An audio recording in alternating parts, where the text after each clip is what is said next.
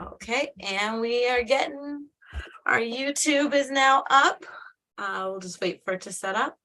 Oh, snow, cold Calgary. Yeah, it's getting kind of snowy everywhere. And hello, everyone on YouTube. Feel free to introduce yourselves in the chat as well. And we'll get started very shortly.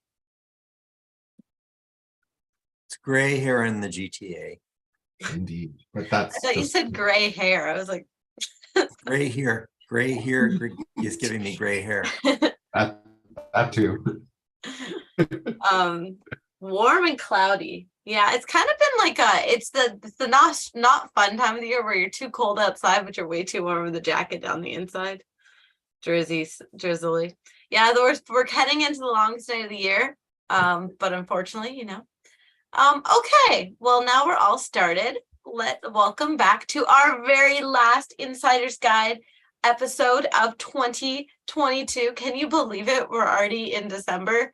I don't know what happened to the fall. And we have a very special episode. What we usually like to do as we end off the year, it's our astronomy wish list.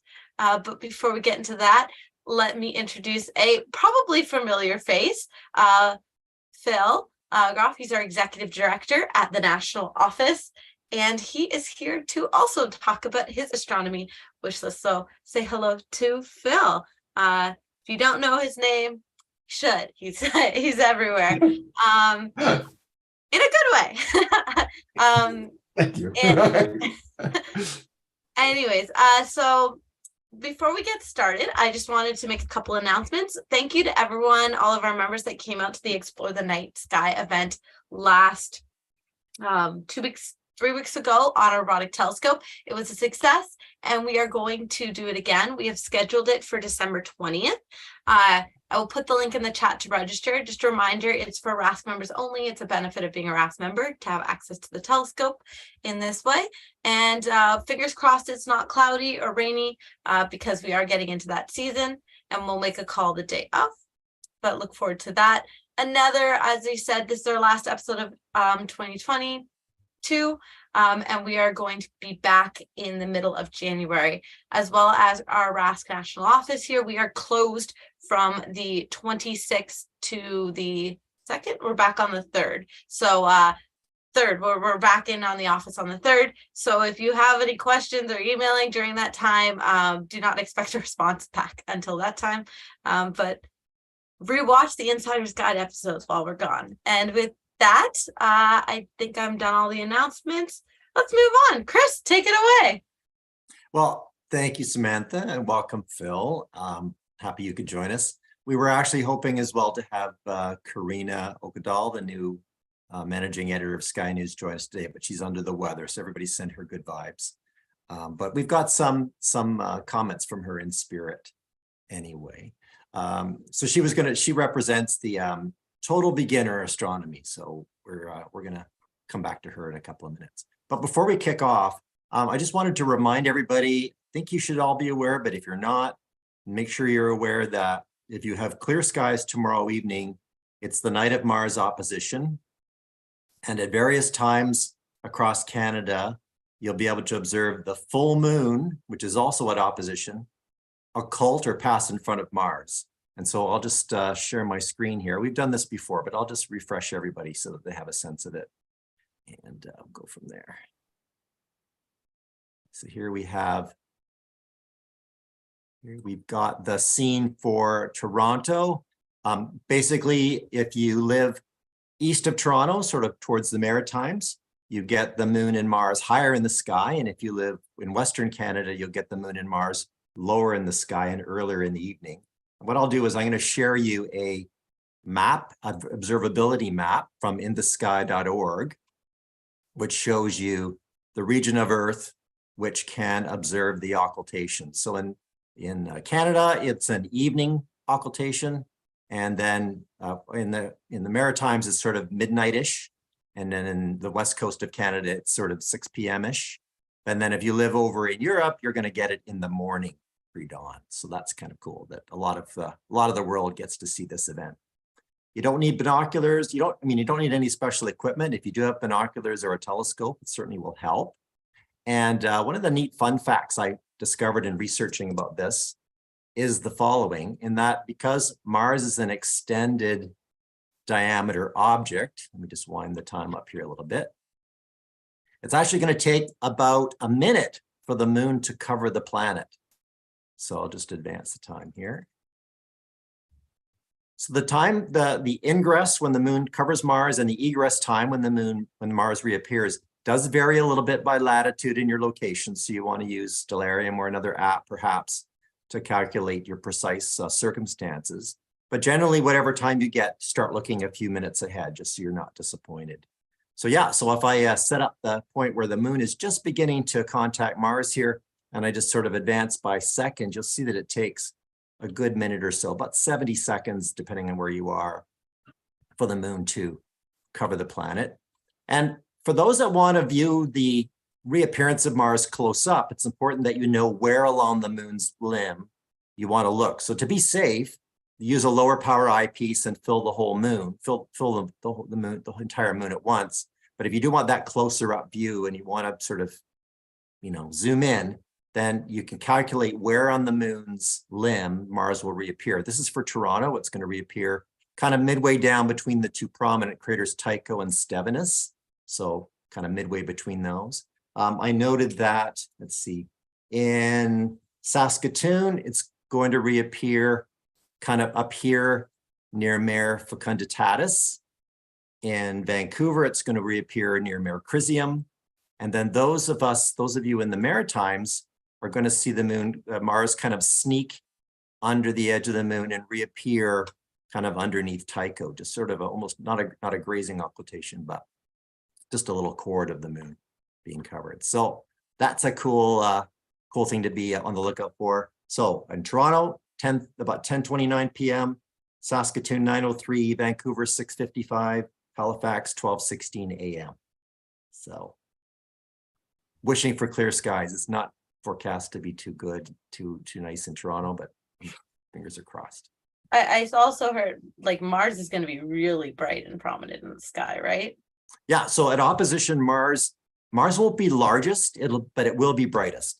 And what happens is you get an enhancement of the brightness caused by something called the opposition surge or the opposition effect, where features on the planet are getting sunlight that's coming basically from behind your head, hitting the planet and reflecting back towards the observer. So it peaks the brightness up at that moment that it's opposite the sun, kind of like the reflectors on the back of your car, sort of that if you're in the right position, you get to see them extra bright. Yeah. Cool. So good luck, everybody. Get some pictures. Worst Video, comes worst, get video. You get to see Mars, hopefully. So I thought we'd kick off to start. At this time of the year, I don't know about you, but I get asked all the time about buying a first telescope. Chris, what should I get? Calls already, so yeah, all the time. So I put together, and I've of course done this before, but I thought I'd recap it a little bit. The kinds of questions you want to ask yourself or be ready to answer if you go to a telescope vendor, because by far your best service and best option is to try to deal with a reputable telescope vendor who knows what all the models are and then can link you to your best option. So number one, you want to be able to answer the question, what objects do you want to look at? If you're just interested in the moon or the bright planets, maybe split some stars, a couple bright double stars, then you don't need a very big aperture telescope because those objects are all very, very bright. But if you're bound and determined to be looking at nebulas and galaxies, then you want to seriously consider a bigger aperture instrument that gathers more light. So keep that in mind. And by the way, the scaling works really well. So, if you're hemming and hawing between buying a 4-inch telescope and a 6-inch telescope, bear in mind that the 6-inch telescope works 4 times more light, collects 4 times more light than a 4-inch telescope. Okay, who's going to use your telescope? If it's just you and your partner, a couple of adults, then you've got a lot of flexibility. You can get into a bit more complex instrument, things like that. But if it's for kids, then you want to make sure it's portable but still sturdy so that they can't be kicked over or knocked over accidentally. Maybe they want to be able to lift it up and carry it to the corner of the backyard, something like that. So you want to pick something suitable. Sometimes it's a good idea. Some people are bound and determined to get a telescope first. Often we recommend binoculars, which work really well for kids if they're not too heavy, because younger kids have trouble figuring out how to put one eye to an eyepiece. Once they get to, say, grade 2, grade 3 and higher, it gets easier for them. But when I'm dealing with very young kids, they sometimes don't know how to look through an eyepiece. But binoculars works very, very well for that. But yeah, if you're going to work with young kids, go for the sturdy. Maybe if you're not sure if it's going to be a keeper, if it's going to be a long-term thing, you might want to spend too much on it. But of course, if you do buy a better quality telescope and pay a little more, you do have the option of selling it later to someone else or passing it forward. Whereas if you buy something really inexpensive and cheap, that's subject to breakage and things like that, then you might be kind of one-time purchase, like your money's gone. Where are you going to use your telescope? So if you live in a condo and you're going to use it on your balcony, and if you've got maybe just a little living space and you don't have room for something big, then you might want to consider a tabletop model, something that's, not too big. Maybe it's about 30 or 40 centimeters tall and about 20 centimeters wide in sort of volume. You can tuck into a corner of your condo, take it out and put it on a table on your balcony. Or if you want to go camping, that's a great option for taking a telescope to a campsite. But if you've got a nice big backyard, then maybe you want to go with a larger telescope that sits on a tripod. If you have problems with weight, go for a tripod telescope. They tend to be a bit more lighter. But if you are a strong back and you've got someone that can carry it around, we really recommend those Dobsonian swivel type telescopes that are really solid, sturdy. It's hard to knock them off their target without really trying. And they tend to be really powerful and show you a wide range of objects. So sort of keep that in mind. And go ahead. Sorry. I had a question/comment. The tabletop ones, they are small. It's interesting. I find them always marketed to kids or younger new astronomers. So when I had mine, that was almost more difficult to keep steady and see things through. Do you recommend those in your experience? Have kids find those easier to use, or do they find the more sturdy ones that are on tripods or the Dobsonian mounts? Yeah, some of it might be a kind of a tuning up the telescope where if the the azimuth axis bolt isn't quite tight enough, maybe they're just a bit too sloppy or a bit too loose. You really should have to give it a little bit of a push to get it to move. That could be part of the problem. You might even, and if it's something that sort of got knocked or a rickety table, maybe It was a table, I think, for us, maybe some weights, sturdy. If you got something you can use to weight the swivel base onto the table a little bit more firmly, that might be a better option as well. So the few ways you can go. I haven't spent a lot of time using the tabletop instruments, but they're getting to the point where they're really, and I'll share a link in a minute for a couple of them. I've even seen some now that Skywatcher are putting out that are actually go-to tracking tabletop Dobs, which are kind of new. Yeah, that's a neat one.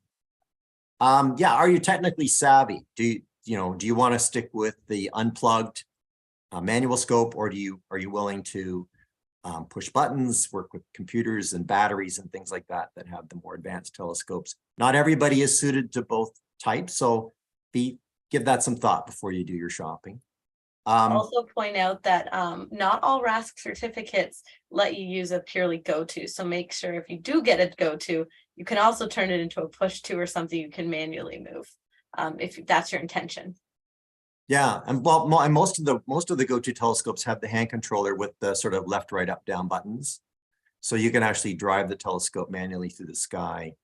So you're technically not using go-to, and you're qualifying for the requirements of the programs. Yeah, good point. Finally, last thing that comes up a lot: do you want to take pictures through it? If you plan to if your prime interest is in astrophotography, then that really dictates the type of telescope and the mount, because you really want to aim towards an equatorial mount that'll cover rotation of the objects as they cross the sky and track the object faithfully. So it's more, the mount is more important than the aperture of the telescope when it comes to astroimaging. So those are kind of my five, I think that was five questions that you should think about, and that'll help you decide or help your helper tell you what your best options would be. Yeah, any other questions or comments? No, I was gonna say, it seems like a lot of those questions are linked to kind of rank them on what's most important, right? Because if you're imaging, you probably want something that tracks the sky. So then that determines the tech question and determines a lot of your mount questions. That's why I personally, with my scope, when I tell people to buy a new scope for the first time, if they're beginner scope, avoid extensive electronics, because it's good to figure out what's going on with your scope first, and also make sure you kind of, as you said, have a general idea of what is going on with, like, what you want to use it for. Yeah. Question for binoculars.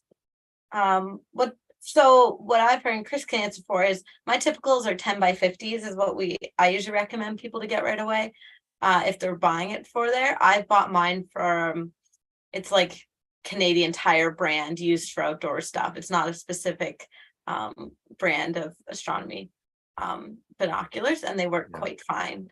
But I don't know if you have any other recommendations, Chris. Well, a lot of people get excited when they see the big, you know, what is it, 15 by 70 SkyMaster binoculars go on sale. It's like you need a friend to help you just carry them around. Right. They're basically two telescopes bolted together. But you know, they can have issues with the collimation of them, quality control. I mean, they're great if they're all tuned up and working well. But yeah, I actually was able to invest in a pair of the image stabilized binoculars, and I went with the Canon 12 by 42. So it's only 42 millimeter aperture objective lens, but the stability, because they're so stable, they kind of makes up for the lack of aperture. So they're terrific for astronomy. Fantastic, really unparalleled. But yeah, 10 by 50 is kind of the gold standard.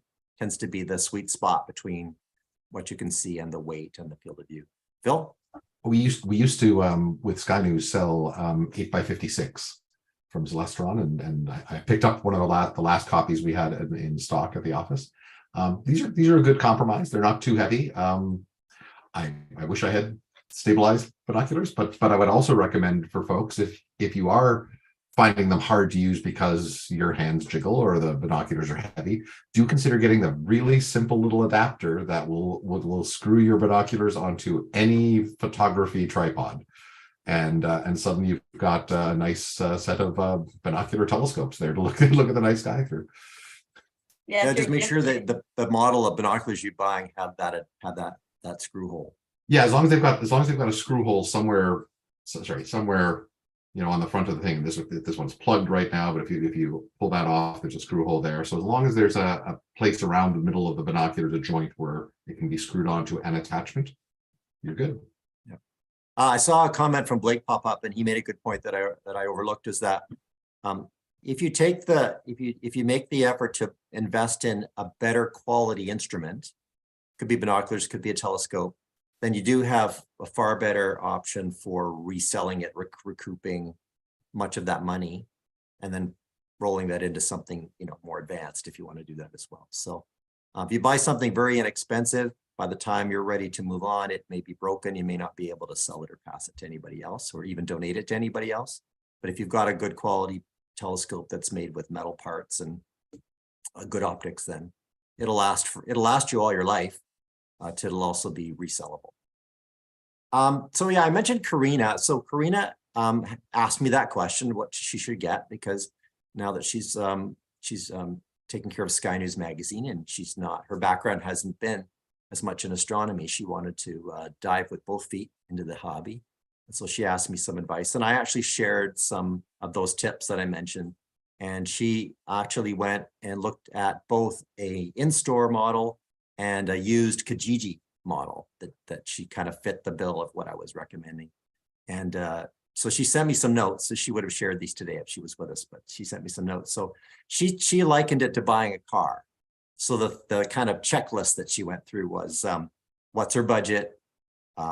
how big and heavy, and it's, you know, how big is it? How much is it weigh? Because she would have to carry it up and down stairs or fit it into a small living space.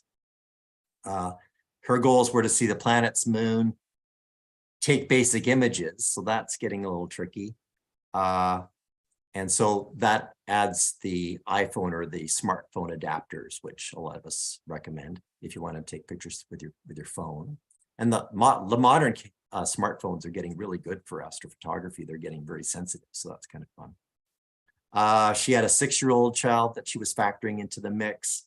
She wondered about trading it in or trading up later as well, and availability. So that's exactly like trying to buy a used car these days. So the inventory is really low, and can you take care of it, trade it in, things like that. So she tried one from Kijiji. I'd given her advice about trying to make sure you could achieve focus, like see a distant tree or a building or something through it.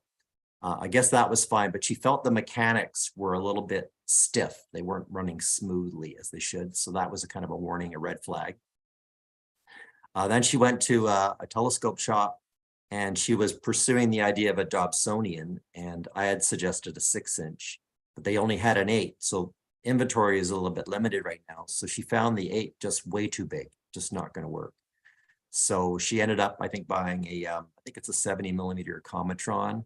That's kind of not too expensive, fine for her child to use, and something to start on that she can build up to later on. So those are some ideas that she shared. Hopefully that's of value to other folks watching.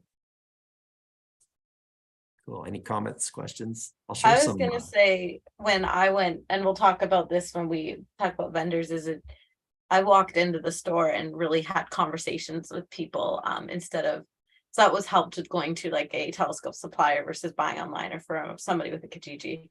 And we went in and we were looking at one thing, but they were able to tell us, like, we're looking at a used one with electronics, and they pointed out, oh, the electronics are fine now, but they might go in 2 years because of how old the telescope is, which you might not always be able to figure out if you buy off Kijiji.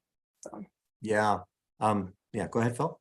I say Blake Nancaro makes an excellent comment here in the chat that many of our RASC centers have lending libraries of scopes available, and so it's a chance for you to try 1 or 2 different models and see what works for you, and see if it's something you think you could live with, something that's going to be comfortable for you to use again and again. Because, as we always say, the right scope is the one you're going to use, right? So that's ultimately the touchstone. So. Going to star parties too and seeing the Sure. scopes people bring is another great way to do that.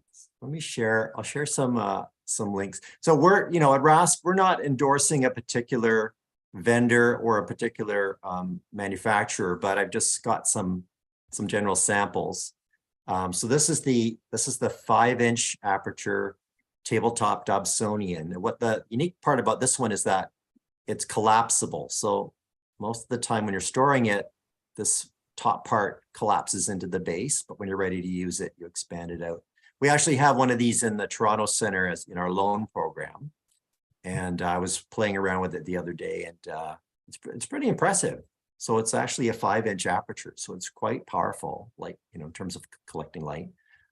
This is, I think it's, about $370 is what I saw it listed for at one of the Canadian sources.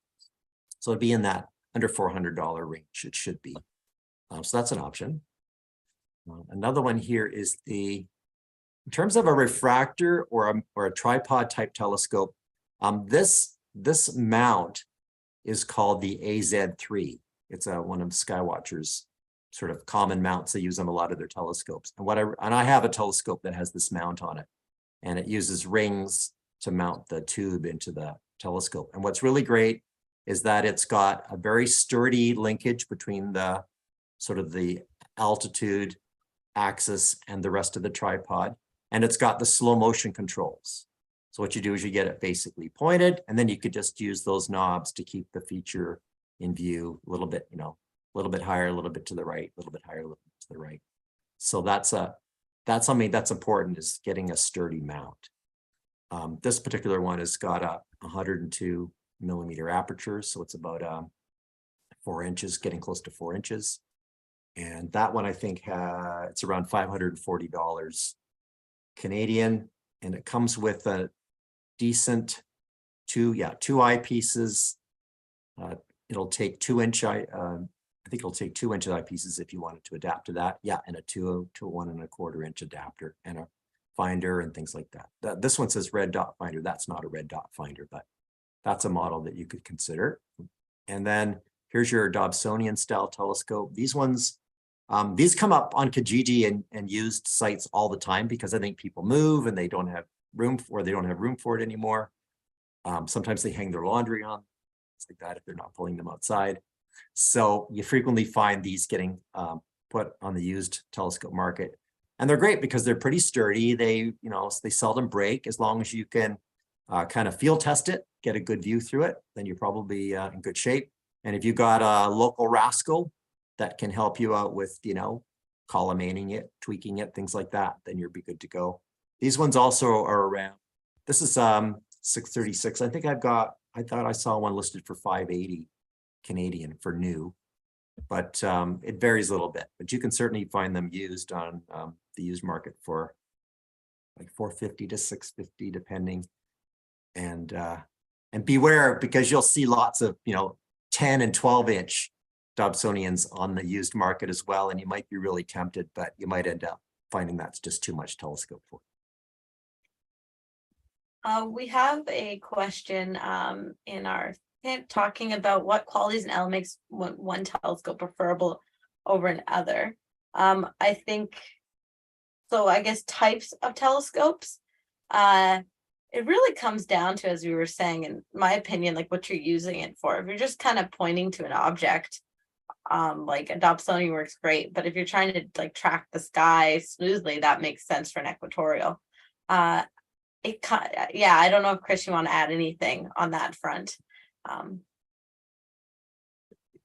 Yeah, well, it's cheaper to make a bigger aperture reflector telescope than it is a refractor lens telescope. So if you want big aperture, you're going to likely end up with a reflector telescope, a Newtonian style reflector.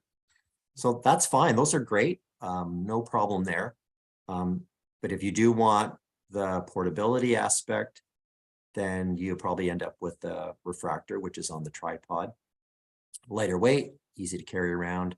It's not, you can put a Dobsonian in your car, but that's something that you need to worry about. You need to consider about transporting it. The refractors, yeah, Blake just mentioned the chromatic aberrations. So the inexpensive refractors tend not to deal with all the wavelengths of light equally. So you end up getting color fringing on bright objects. The colors sort of separate as they pass through the telescope. But you can buy more expensive refractors that have special glass lenses that compensate for that effect. So those apochromatic refractors, things like that.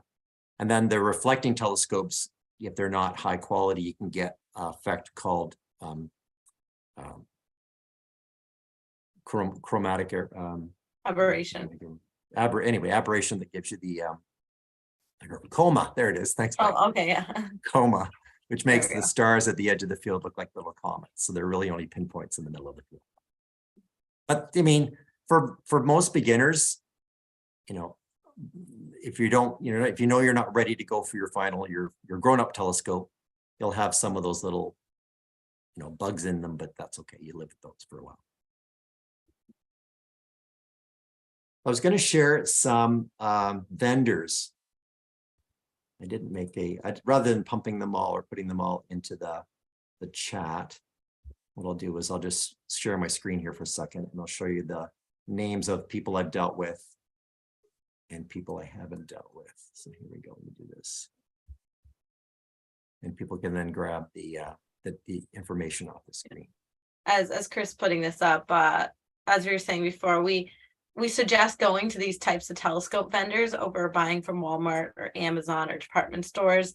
You're not really going to get the best quality telescopes from there. And also the knowledge that just as a first-time telescope person, I remember this was only 2 years ago for me, to walk in and sit and like talk to someone about what you're looking for and having that conversation that you're not going to be able to have with a Walmart employee because they don't specialize in telescopes is so valuable when you're buying one. So. Yeah. exactly. So actually, so I've listed here organizations that I've dealt with, and then some I haven't bought from, but which are by all accounts great people to deal with. So make note of these, and if they're near you, then consider reaching out to them and seeing how they can help you out. They often sometimes sell used telescopes too. I always make the joke that my telescope model is actually in our telescope museum because it's from the 70s. But it's one of those ones that was built, like the stand, the equatorial mount is like built to last. And so it's still good to today. And I got it from my local telescope store. Okay. Shall we move on to our wish lists? Yeah. Okay, I will jump in then. We're talking about telescopes. One of the things is what Phil said, the telescope you use is the good telescope for you. Well, we currently have a reflector, equatorially mounted reflector with like 0 electronics on it. And I just find I can use it, but it's just, there's so much barrier to like polar aligning it and bringing the big weight out. I really would like to get myself a refractor on an alt-az mount, especially because I can't view in my backyard because like pollution from my condo.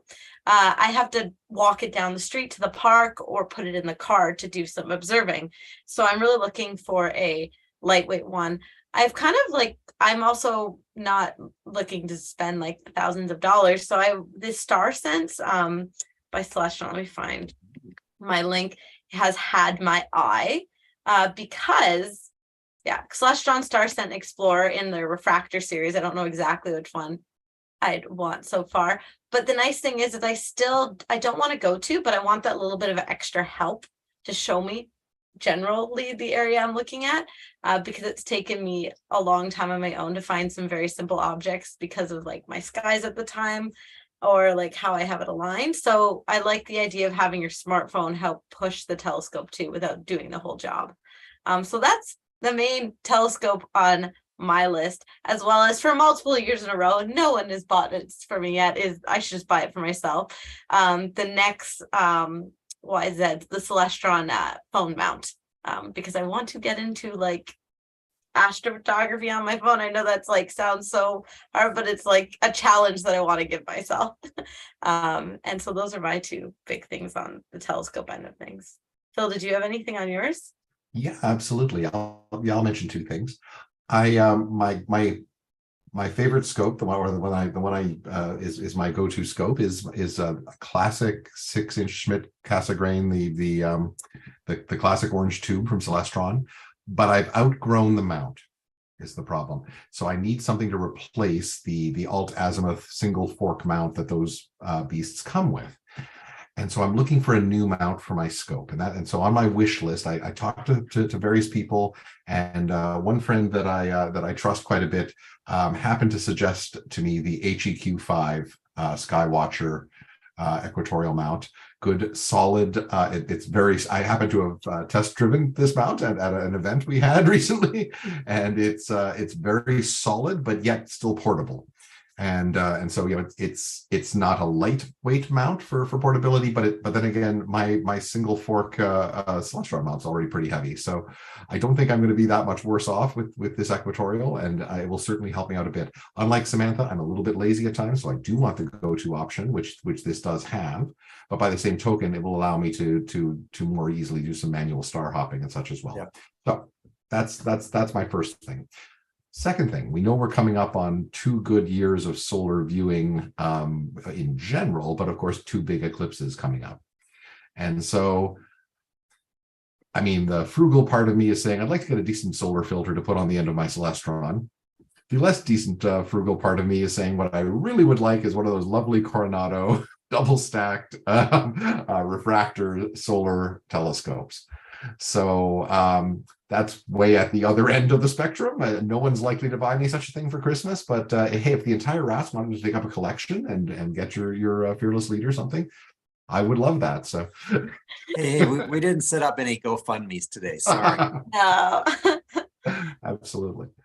But Chris made you a little bit more jealous as well when he brought his one out and we viewed the sun through it. It was they are nice scopes. I will say we do have a lovely double stack solar Lund scope in the Dorner Museum. So when we're doing sort of outreach for the society, we can easily pull out, you know, a pretty good solar scope. I don't need to go buy myself a Coronado. The Toronto Center has PSTs, personal solar telescopes. Okay. They're 60 millimeter. They're not they have a limited focus range, so you can't necessarily put cameras and things on them, but they certainly work fine with the regular eyepiece. And that might be the solution too, is stepping down to the PST as opposed to the big fancy, you know, double stack refractor. They're still pretty expensive though. Yeah. But what I used to tell people was, you know, there was a while there where I was looking through my PST more than I was looking through my nighttime scope, just because I'm awake more of the time when the PST is usable. So throw it out on a sunny afternoon on the deck and just take a quick look at the sun. Sure. Okay, that's great. Yeah, good one. Let's see. Okay, so I came up with I first heard of this particular thing through Blake, and then I actually watched a YouTube review of it, and that is the new Explore Scientific pop-up observing tent. So I'll just show you what it looks like here. Let's see, share my screen. And this is great for, especially for any rascals that are living where it's cold. Oh, that's fun. So that's, yeah, that's, I think I wrote down what the price was. $360 Canadian. I'm from Canadian market. It's a 2-room system. I believe you can close the top of both sides. So you could have a warm half and then an open to the sky half. Obviously blocks you from the wind and from light. Folds up into a neat little pack. So I think that could be handy. And there's weather cover. So that's that was on my list. The other thing that's on my list, I'll just name 2 things. Since you named 2 things, I'll name 2 things. Let's see if this opens up. On the same theme, Lunt Sunoculars. So these are 8x32 binoculars equipped with white light filters, basically. So you can see the so you don't get the hydrogen alpha, you don't get the you know, the granulation and all the other prominences and things, but you will get the sunspots and the shape changes during eclipses and things like that. So I like those are 2 of my top ones. Nice. Oh, cool. Just a quick, I know we've been sharing some links in the Zoom chat. Reminder on YouTube and everybody that they are in the description box, as well as we are not necessarily endorsing any of these products. These are as RASC endorsements. They are just things that we have personally found interesting that we would like to have in our own lives. And yeah, so I have put them in there under our wish list. Okay. Anything, I guess we can go on to, well, I guess I'm on the list on the docket. I'll start first. So apart from telescopes and all the stuff, there's a lot of other things. My big thing as the education outreach coordinator is to maybe indoctrinate, it's not the right word, everybody into loving space. So whether they are space people or not, I give them space themed gifts to make them into space astronomy people. And this starts from the youngest. I'm the youngest of all my cousins. So everybody is now having kids, and I have a lot of cousins under the age of 5 and fans. And I have found my favorite so far board book to give them. It is called, it is called Little Geniuses Solar System. I'll share my screen and show you what it looks like on Amazon. I find this book so cute, like to the point where I want to have a stack in my house. So every time I have to give a new gift to someone, I will have this book. It goes through all the planets in the solar system at a very age appropriate level. For 1 to like board books, and they have kind of fun little facts, like accurate facts. I found out some other board books I looked at weren't as they really glossed over things about the planets, or they threw things out just to make them rhyme, but even talks about like Uranus like spinning on its side in a little corner. And so it's $12 right here on Amazon, but at your local Indigo or Chapters, it's always in the bargain books that I've seen for $7. So if you have a young person in your life and you're trying to get into space, definitely recommend this board book. I have read it to some young kids and they love it. They point out the sun and Mars, all that. I guess I can go into more for kids. I will, and I mean, I say this is for kids, but I totally put this on my wish list, and I don't think my family's watching, but my sister said she's getting everybody Lego for Christmas. So I was like, buy me Artemis Lego, please. There's the Artemis Lego. There's the station. It actually seems a little bit more expensive on the Lego site, because I've totally been to my local toy store. The Lunar Research Base. I also seen the Lunar Space Station. I couldn't find it on the Lego site, as well as, oh, there's the Lunar Space Station. Find it. And I just really want this. Ever since I've been promoting Artemis, I love it. I think they're so cool. You can also get the shuttle and a few other Lego, but you know, we all need Lego. And I guess let's do two. Look, I'll pass it off to you, because now my theme starts to switch from younger children stuff. So Okay. I love toys, and I want toys. I was when I took over my position at the RASC, my predecessor, Randy Atwood, had left some toys in my office for me, some lovely little die-cast models of space shuttles and things like that. And I just want more. So amongst the kind of things that I like globes. I love globes a lot, planetary globes, celestial globes. So I found a couple of companies that have some really neat globes, one of which is a celestial globe, which if folks don't realize that's a globe that has the Earth at the center, and then a clear dome around the outside, which is, the celestial sphere showing all the stars, painted on that fixed crystalline sphere that we know orbits the Earth and is what allows us to see the night sky. But of course, it's the ancient view of the cosmos, but it's still the best way of teaching celestial navigation. Anyway, it's just a great image. It's a great way to show people, constellations such from kind of the sky looking down at the Earth. I also just like globes of planets and such, and I found a company that has floating planetary balls that sort of like hover above their stands, and you can kind of spin them and such. So I would like any of those on my desk.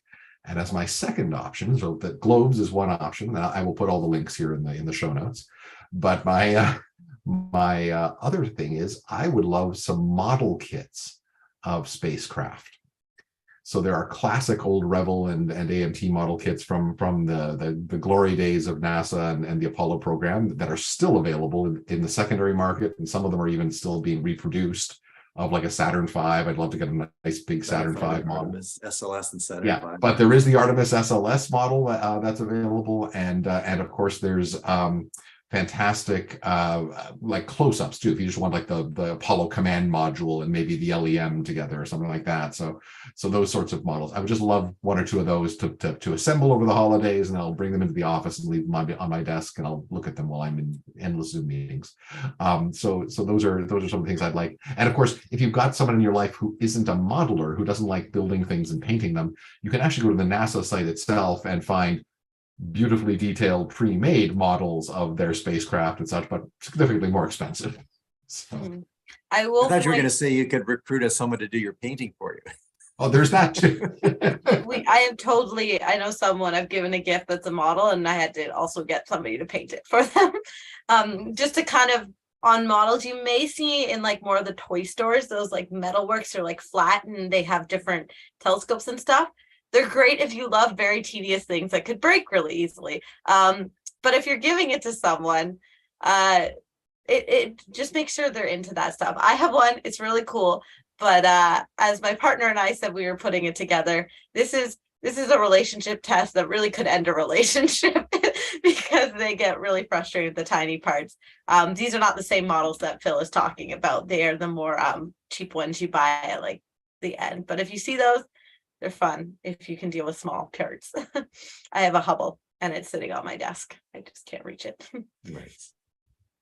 Okay. In that theme of older, something for older, this caught my eye. We've been lately in the family, we've been starting to build puzzles over the holidays when we get together for the holidays. So this 1,000-piece moon puzzle intrigues me. And it's round, so that's cool as well. I don't know how easy it will be for non-lunatics to put it together, but it might be fun to give it a try. So this is available about $35. And then the other fun one that I saw is Death Star ice cubes, Death Star ice cube makers. So this you can get at Walmart. I think this is, yeah, Walmart Canada. So I thought that was fun too, to put some Death Stars in your drinks over the holidays. So those are my next two. I would love them, and I think other people would love them too. I think it's fun. Oops. Blake's doesn't seem too impressed by that. No. Okay. All right, Samantha, you got anything else for us? Okay, I do. Speaking of models, you probably have run into many, I don't have a link for this one, many rascals that have 3D printers. And then we have a Rask board member who likes to print models on his 3D printer. So we have the JWST, we'd like a Hubble and some of the other ones. And I've also run into Rask people that print stuff for their telescope. And with all this, I would really love a 3D printer, just so I can, instead of having to buy each individual model, I can design them or find things online and print them off.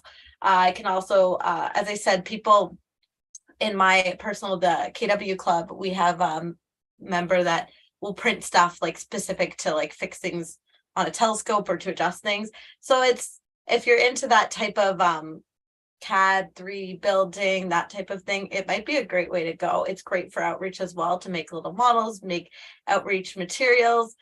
Just the opportunities are endless. You wouldn't think of it as an astronomy related thing, but all I can think of is if I get a 3D printer, how many telescope models I am going to print and then bring into the office and be like, Phil, I need to store these everywhere.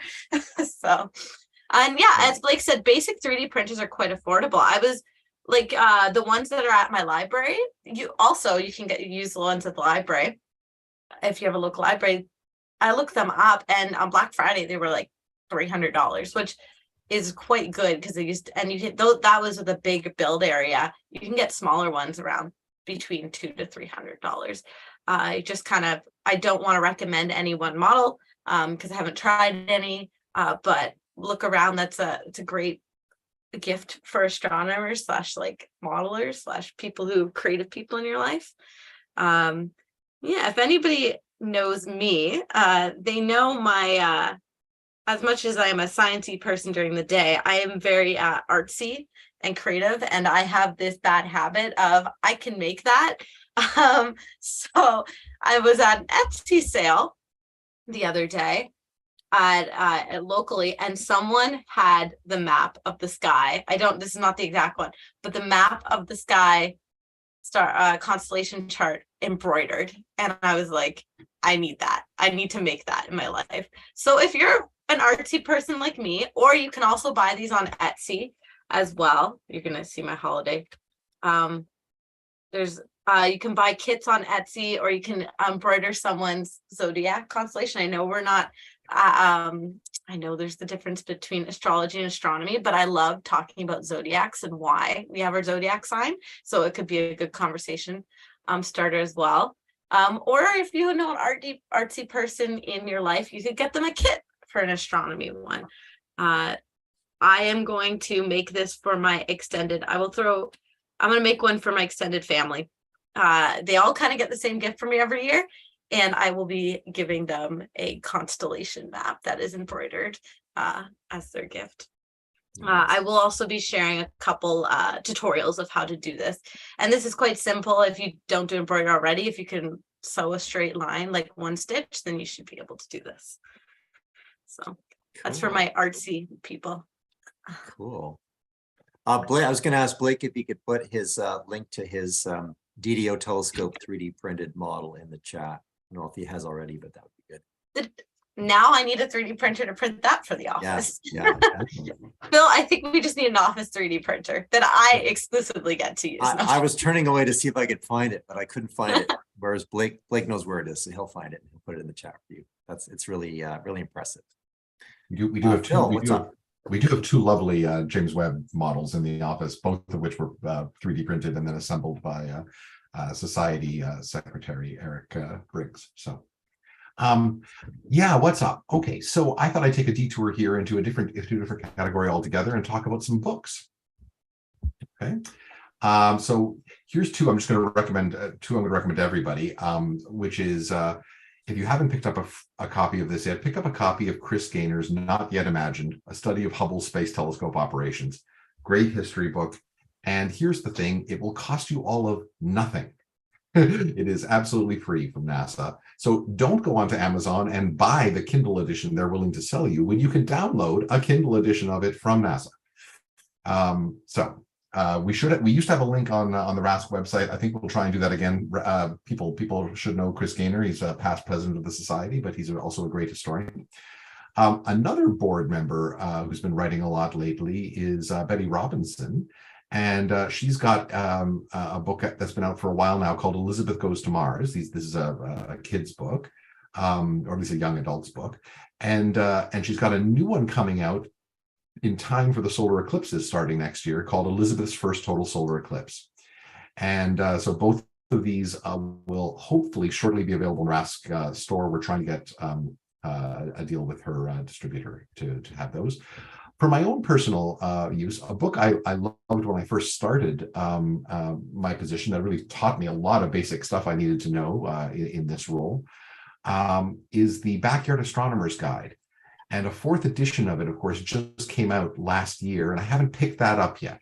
So I would really like to get a copy of the fourth edition of the Backyard Astronomer's Guide. So that is my suggestion for some books for the holidays. Good suggestion. It's a tome, but it's if you read it cover to cover, you're an instant expert from those that know. So that's great. That's a great one.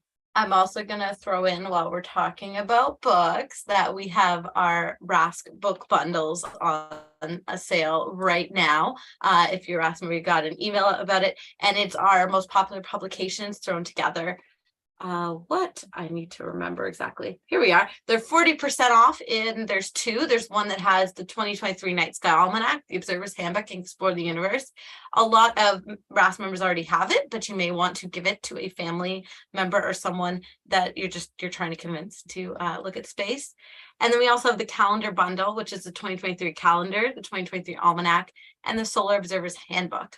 You can get that on the RASC e-store as well.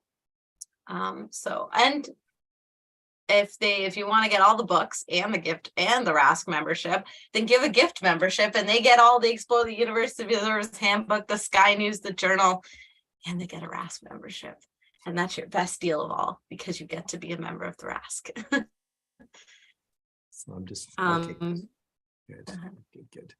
Thanks, Blake. I'll share it in a second. All right, let me just pop in here and share this super impressive 3D model of the DDO telescope, the David Dunlop Observatory 74-inch / 1.88 meter telescope. So this is actually the North Pier, South Pier, equatorial mounted, counterweight, OTA. Really neat, really neat. Not every single detail captured, but really impressive nonetheless. So well done, Blake, and the guy, a few people that gave him a hand with that, printing wise. So that's neat. Yeah. All right. My last one that I wanted to talk about or share is something that I use all the time when I'm doing outreach, and that is socks and t-shirts with a astronomy theme. And they wear out, so you do need a constant replenishment of your supply. So I'm not saying this is particularly the best place to shop for them, but I did notice that they had a good supply. I don't need the underwear because people don't see my undergarments when I'm doing outreach, but certainly the socks and t-shirts would be a great thing to have for that sort of thing. It's also great when I do my portable planetarium, I tend to have a no shoes policy. So cool socks are good for that. Do either of you have anything left on your lists? I have one thing, and it is not really a gift that you can find in the store. Well, kind of. For our astrophotographer friends out here, I've said this before, I found a picture of what I did last year. So last year, when I was getting into editing Sky News astrophotography data, which are free online, I went through and edited, I think, 5 different photos. Went and got some frames from Michael's, wrote a little bit about, it's not the best camera, wrote what it was, what they were, and how you could kind of see them, and gave them to my family members. And they all loved it because they knew I had just started working here. It was kind of my job, and they kind of felt like they got a piece of what I had been doing, and I was sharing it with them as well.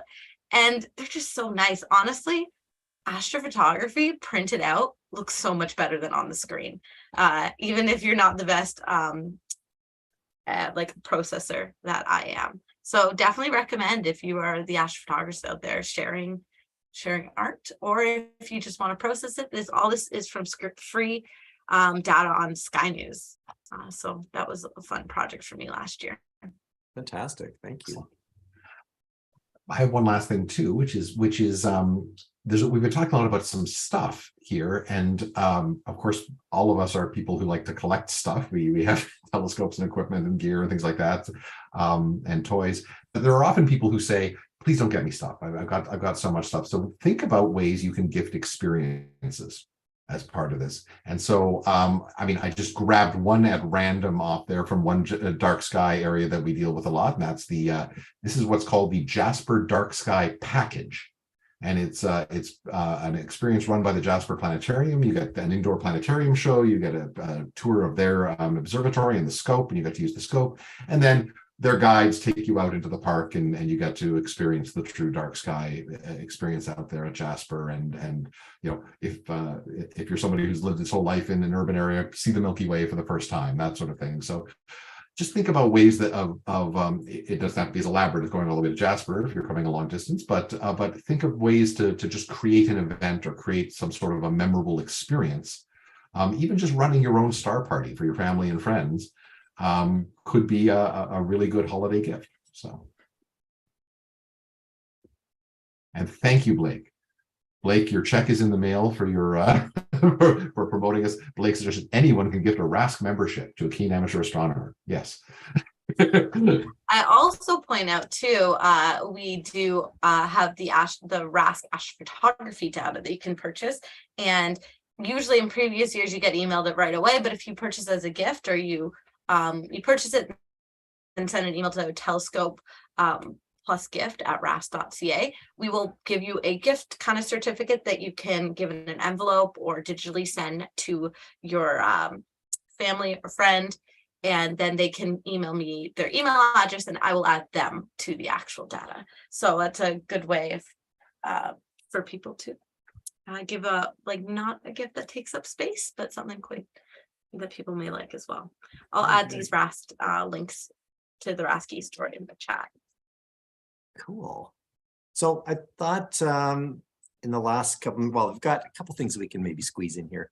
I want to quickly mention some ideas. If you've got somebody in the family that's recently got their first telescope or has a telescope that may not already be equipped with all the neat gear that they need, I've got some suggestions for some things to get people, to get them started and really hit the ground running or hit the sky viewing, so to speak.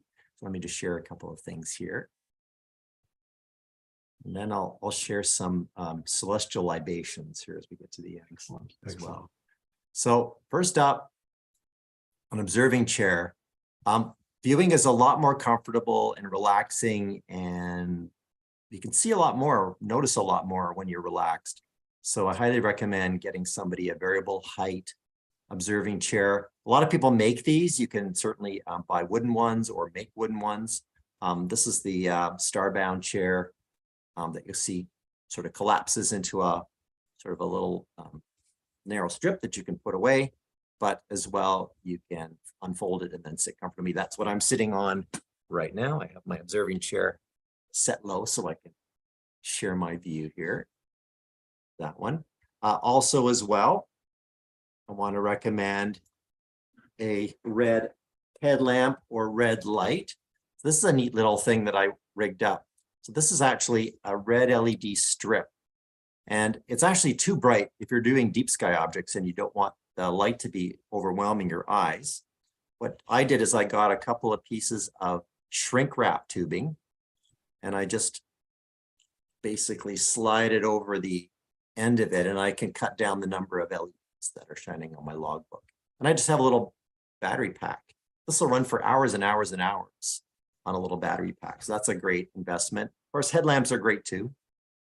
But this is kind of nice to have kind of over your logbook on your little table beside your telescope. So I recommend that one. A eyepiece. So if your telescope came with some basic eyepieces, one of the best investments, especially if you're planning to expand your repertoire of viewing objects, is to get an eyepiece with a longer focal length that shows you a wider field of sky, because that will let you hunt down more galaxies. Galaxies are bigger than you think they are. A lot of them are, you know, half the size of the moon, for example, but they're faint. But to find them, you need a nice wide field of view. So here is actually, this eyepiece is called a GSO Superview. These ones come in 30 millimeters, 42, and 50. And they only cost about $100. They're 68-degree field of view eyepieces. So it's not, you know, one of your 82 degrees or 100-degree eyepieces, but this is a great way to get started on a wider field of view eyepiece. So I highly recommend that one. A Kwifinder or Telrad, the kind of a non-magnifying bullseye sight that projects a bullseye against the sky. You know, if you've looked at the 110 Things books that John Reed and I wrote, or many of the guidebooks that get you into the sky or navigate you to an object, star hop using a Telrad, that's a great tool to have on your telescope. And they just come with double-sided tape. You just stick them on your telescope. You know, even if it doesn't come with a mount ready for it, you just put the base on it and you can remove it, or you can actually take it off one scope, put it on another scope, which is kind of a neat thing as well. Dewshield. Especially if you've got a refractor or an SCT, a Schmidt-Cassegrain telescope, where the front lens is exposed to the sky, then you want to put some kind of a dew shield around that just to reduce the time or increase the time it takes before you'll get any dew or frost on your lens. And it's basically, you want to design it to be about 1.5 times the aperture of your telescopes. This is for a 6-inch telescope. And you can make it. I made this one out of thin black craft foam. It's not too shiny. A good star atlas. So the Pocket Sky Atlas from Sky and Telescope is a great option. They also have now issued a larger format version of this. That's sort of 8.5 by 11, so it's a bigger size for people with older eyes. Or another neat option is the Cambridge series of star atlases. So they have essentially the same atlas, but with deep sky objects, double stars, Herschel objects, the various things, all in the same sort of basic set of charts. What's neat is that the charts are double spread and they go east to west across the sky the way they're organized. So it's kind of nice way to get yourself around the sky. Last up is an app. If you want to use an app, then we've covered Stellarium a lot of times on Insider's Guide. SkySafari is another gold standard for using an app. So those are a couple of great options for you as well. Any other thoughts on that, guys? You're muted. There we go. I was saying before we started, what would I like if I was a new astronomer? And if you know someone has a reflector, then a laser collimation would be really nice, because that is one of the more challenging things when you start up. Part of the reason I want to get a refractor, because I don't want to have to worry about collimating. But yeah, that would be very helpful for them. Or if another thing that my big one to start with was looking at the moon, especially with working to explore the moon, and a filter for the moon was really key Excellent. once I got. And I know it sounds like maybe more specific, but for me, that's my first beginner target I recommend for everyone. Because if you can like navigate around the moon with your telescope, then you gain a lot of confidence to be able to navigate in the more vast dark sky that is the rest of the universe. Absolutely. And when you think about it, there's thousands of things, thousands of features to look at on the moon. Mm-hmm. So if you pay more attention, do a deep dive on it. So, I think you guys have covered just about everything I would have said. I was thinking about the headlamps, I was thinking about chairs and such. In terms of eyepieces, one thing I found really helpful my first year or so out observing was I bought myself the Batter Planetarium zoom lens, the 8-24, and it's just it's practically my go-to eyepiece to start off the evening, because you search around at the one extreme and then you zero in on the target with the other extreme, and it's just great. I also have some of those big, heavy, expensive eyepieces, the 82-degree ones and such, which is why I need the heavier mount. But yeah, I think the last thing I'd say is consider some warm clothing, and why not get some branded warm clothing for folks, some toques, some sweatshirts, things like that, because everyone always forgets it's going to get a little cold when you're out there for most of the good observing year we have in Canada. So yeah. Heated gloves. Gloves. And in fact, one tip that I've heard from some people is using the hand warmer gel packs as a dew control system. So using those to keep your scope warm and such, rather than wiring up a complicated dew management system. Just the heated hand packs and such are a good way. You can throw it in the Dewshield you've got down the end of the tube or something like that, and warm up the glass. So maybe we should do an episode on dealing with cold temperatures sometime. Absolutely. Tips and tricks. Fantastic. Just to answer, so we did answer a question that was in our YouTube chat about, do we recommend a zoom eyepiece? It seems like yes, we do. And then we had another question which I answered, but in case people are curious, you don't have to be from Canada to be part of the RASC. With all of our online, most of the meetings being hybrid, we have members in this chat right now and on our YouTube chat that aren't in Canada. So anywhere and everywhere, we invite everyone. We are not checking your citizenship or your PR or anything. We just want as many lovers of astronomy together with us. So, and you can also give to gift membership, which I said I linked in the chat as well. So that's a great idea. Yeah, thanks for mentioning that. The last one, before we get into our finest NGC to end up, I just thought I'd mention some space libations. This is kind of a tricky topic because, you go to your local beer store and you find all these cool breweries putting out these neat themed brews with cool artwork on their cans, but they tend to come and go, so they're not always perpetually there. So some of the favorite ones that I've had sort of in my notes from the past are no longer being put out by the particular breweries, but a couple that still are available, at least to here in Ontario. Space Invader IPA is a space. It's a video game. It says space, so I count that one. That's by Amsterdam Brewery. We've got the Interstellar IPA that's put out by Fork River Brewing. There's actually a really neat, intriguing one. It intrigued me. It's the Starless Canadian Whiskey Aged Imperial Stout. That's from the Fork River Brewing Company. There's one called whiskey lovers. I need to get that. Yeah, there's one called Black Light. That's by Nickelbrook here in Ontario. Yeah. Another neat one was Space Age Sunshine Orange Creamsicle IPA.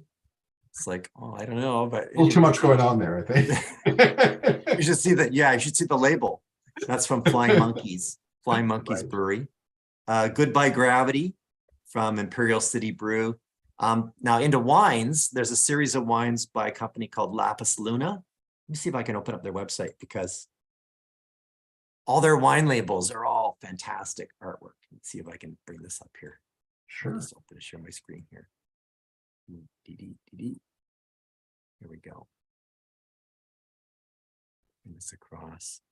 So I'm not sure about the availability of these here and there, but you can see all these kind of excerpts of paintings with featuring celestial objects in them. Okay.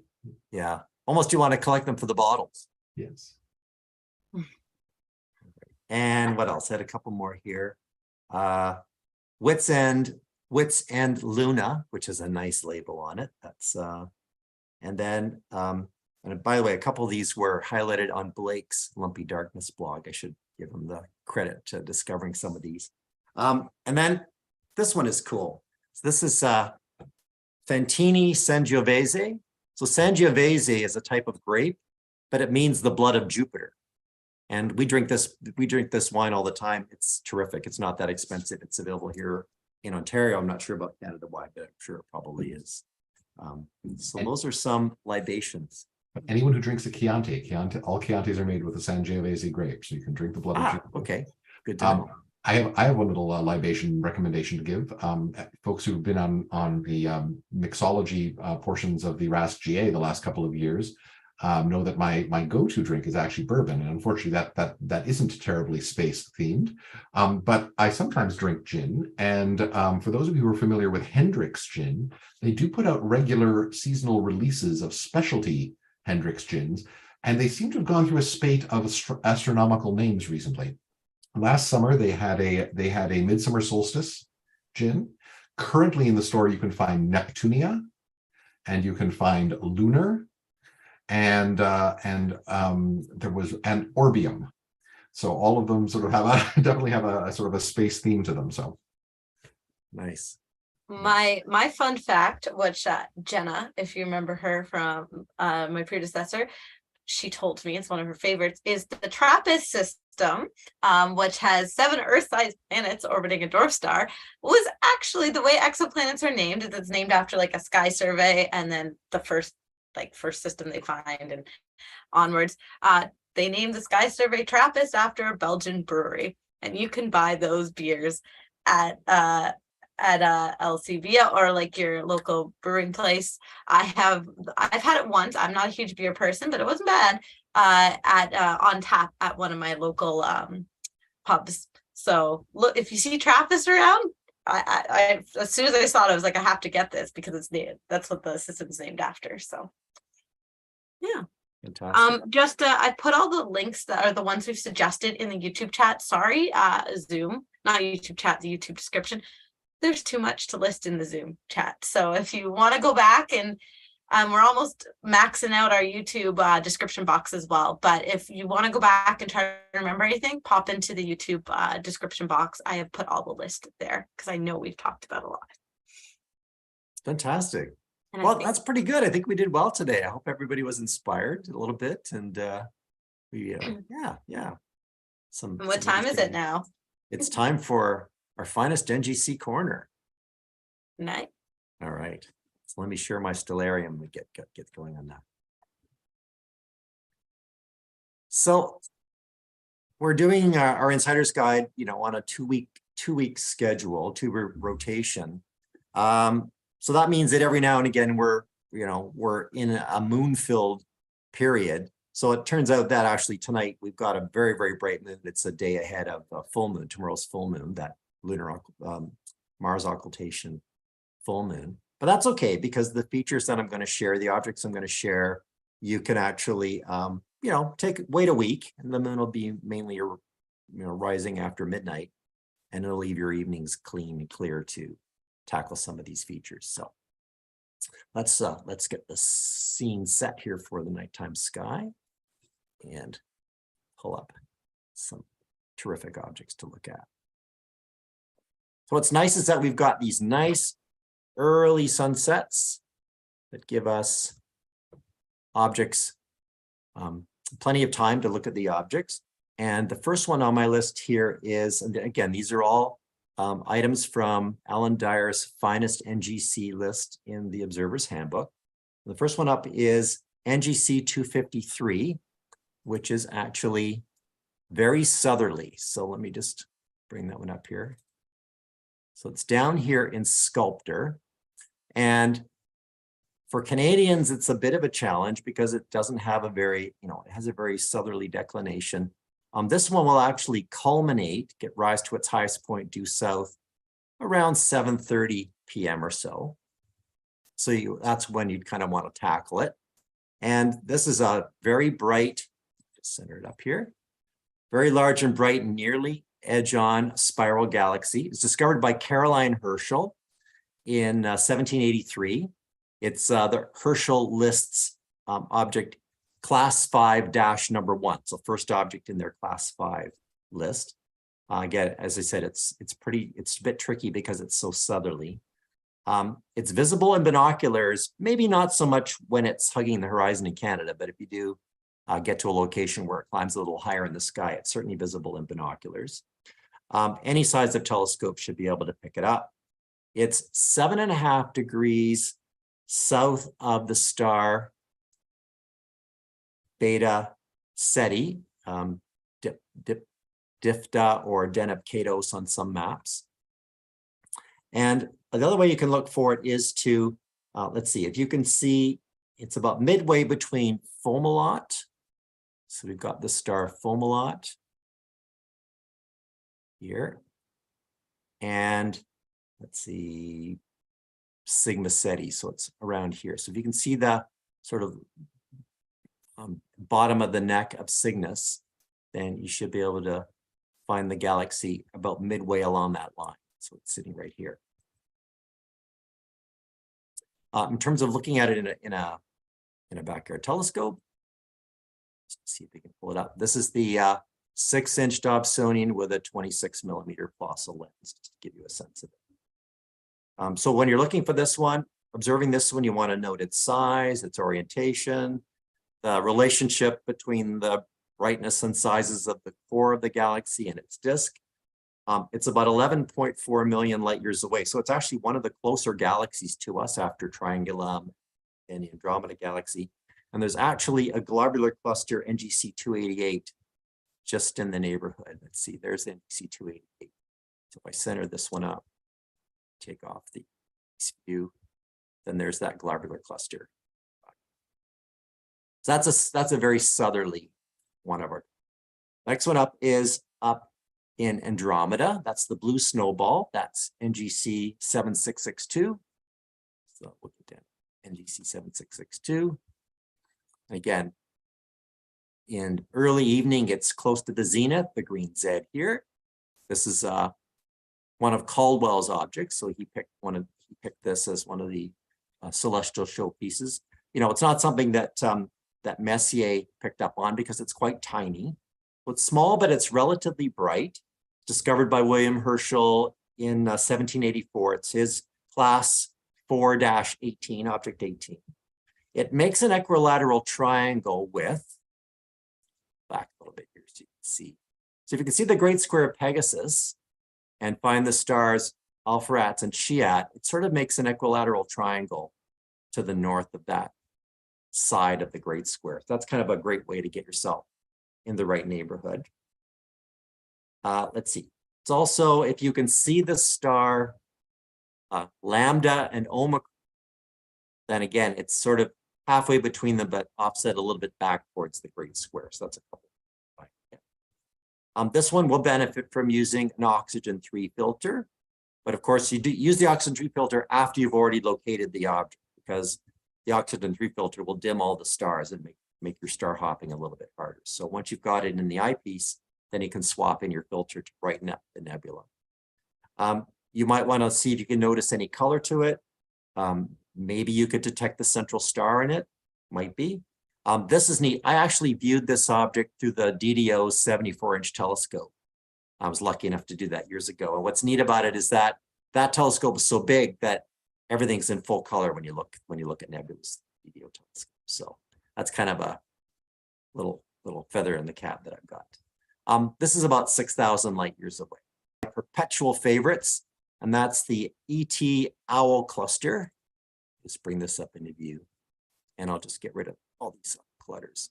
So this is the the W of Andromeda, the W of Cassiopeia. You've got Andromeda galaxy sitting here. And if you look at the deep V and the shallow V, that make up Cassiopeia.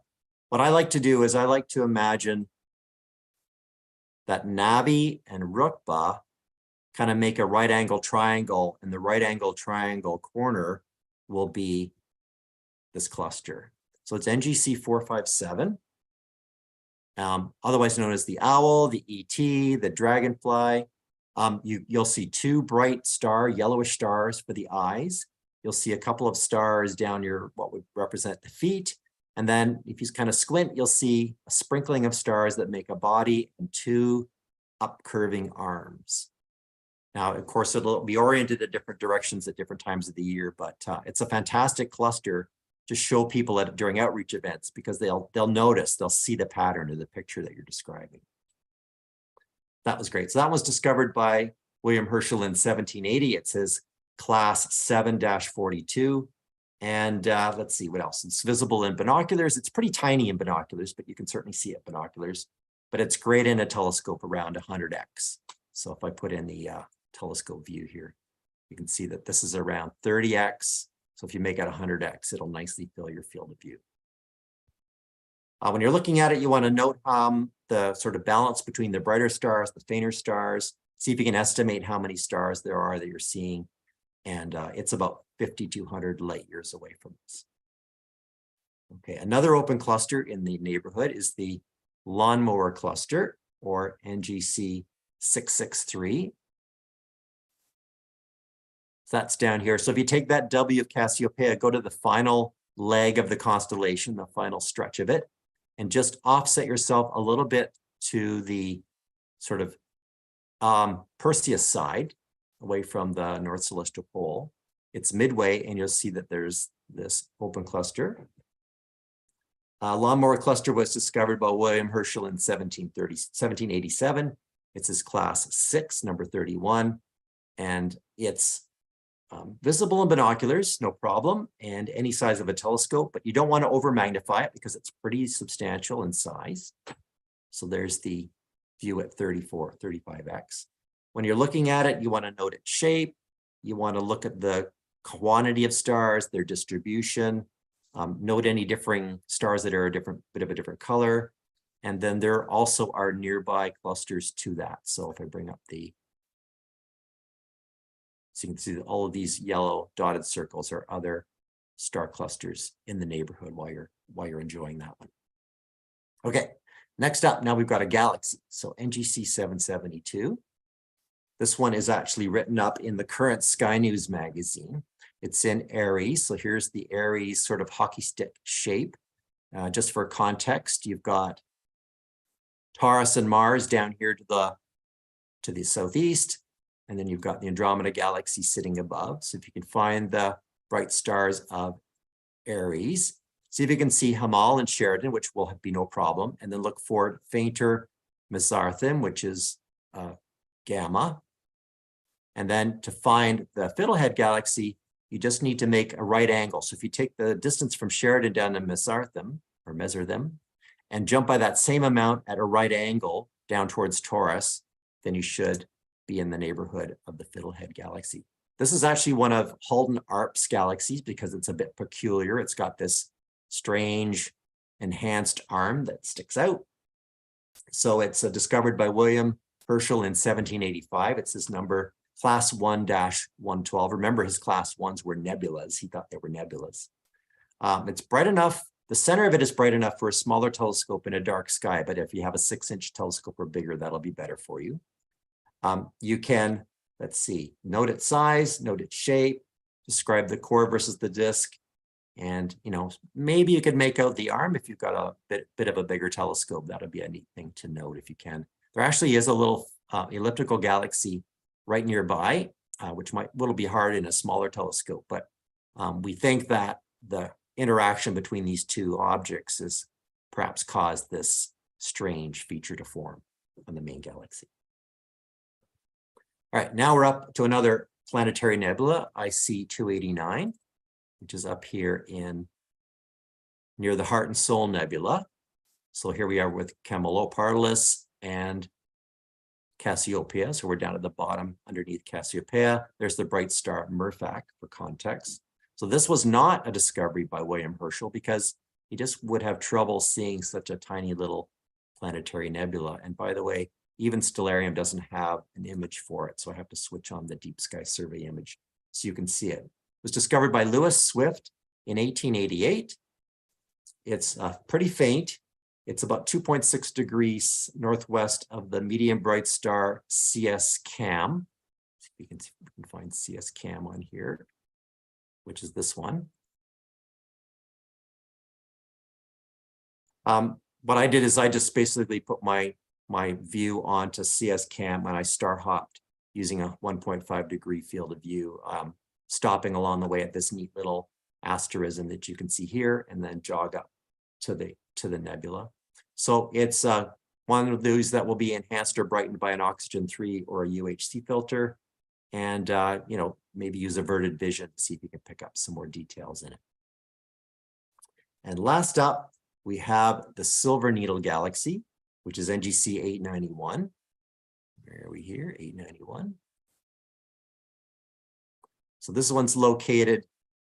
So here we are. The Great Square of Pegasus is off screen. We have Andromeda extending down to the west, down to the east here, and near the star Almach. So between the Murphach and Almach region. So this is a nice, center it up for you.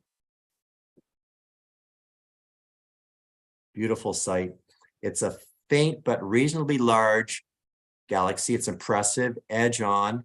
It's got a dark dust lane, which will be observable in a bigger telescope. Discovered by William Herschel in 1784. It's number 19 on his class 5 list. It is better in places with darker skies and if you've got a bigger telescope. 3.6 degrees east of Almach. It's about a third of the way along the line connecting Almach to Algol. Algol is the variable star in Perseus. So if you kind of find those two stars and jog a third of the way towards Algol, then you should pick it up without any problem. You want to notice its shape, its orientation. Do you see the way it tapers to points at either end? Maybe you can detect the dust lane. You want to note how bright or how dim the core looks and things like that, and pick up any field stars in the neighborhood. There are some field stars that sort of impact the galaxy itself, or a foreground of the galaxy itself. It's about 27 million light years away. And that's that. That's our set for this month. I'm gonna steal screen for a second, and those of you who joined our Explore the Night Sky, we had a member suggest to look at the that galaxy we were just talking about, and this is what we got on the telescope. This is just a 2-minute exposure bin 2x2, so not even caliber or anything, but that's what it looked like through our telescope. So if you come to one of those events, you could recommend some of these objects we're talking about and check them out. Oh. For sure. So that's it. Hope everybody has a great holiday. Yes, thank you all for joining us. Hope you get some observing done, and the skies are nice, and you can see the occultation of moon and Mars as well. Well, the holiday period is more or less moonless. So a few days before Christmas until almost New Year's, it's pretty moonless. So that's a good opportunity while people are off work. Thank you so much for joining us, Bill. Thank you for Thank having you. me, guys. Really enjoyed being here. Terrific. And thanks to everybody who's watching and stuck with us for this. So. Yeah. So just a reminder, we're not going to be back until January 17th. So we're not back the day after New Year's. So we're going to take a little bit of a break until then. Our schedule, and during that time, we'll be posting our new schedule up on ras.ca/insiders guide. And yeah, so see you all in the new year. Bye, everybody. Keep looking out. Bye.